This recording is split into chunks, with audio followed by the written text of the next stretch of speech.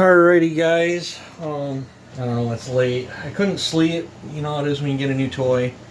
Um, I did my first chain. I've never used one of these grinders before at all. I've used the round grinders, the conventional ones, for years and years and years and years, but essentially a grinder is a grinder, but this thing has adjustments here, how this piece flips. It's got adjustments here, it's got them here, here, and then you got your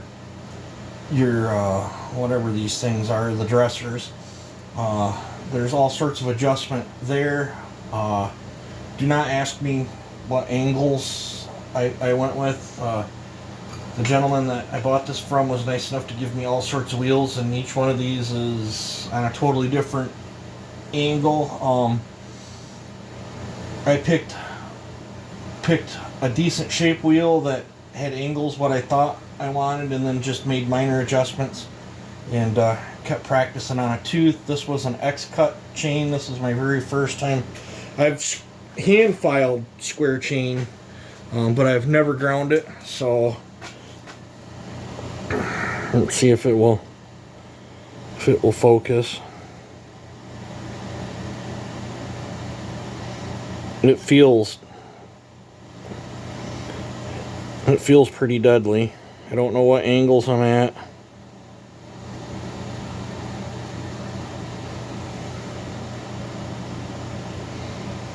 But I haven't touched the rakers. I don't know where it's sitting at. So this is an 18-inch chain. I figured sometime tomorrow.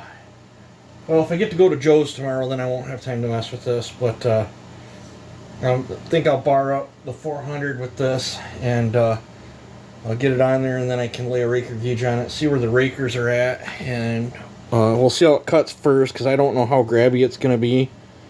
But for those that have square ground chain, I don't have no eagle beak stuff.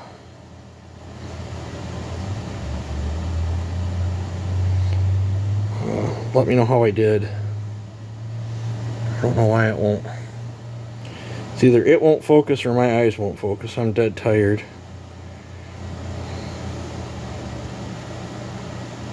What if I put a piece of cardboard in the background or something? Let me grab something.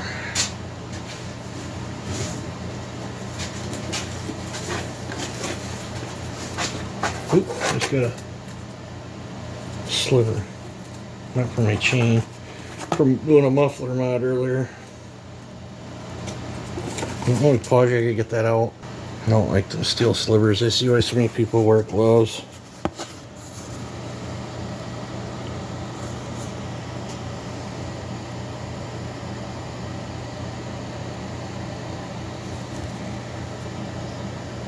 I don't know, guys. Let me know how I did. But so far I'm happy with my purchase. It was pricey. Wife was not happy about it at all. But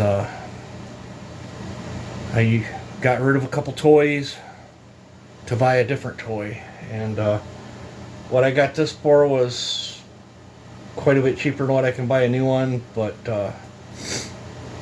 yeah, so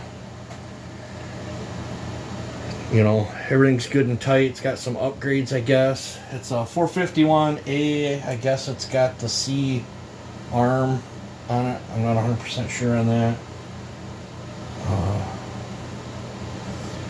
I built this crummy stand.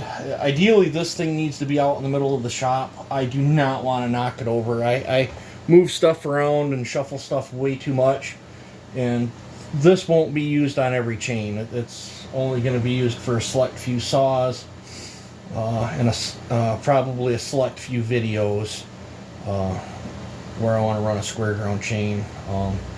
90% of my chains will still be round ground, but I do want to get better at this.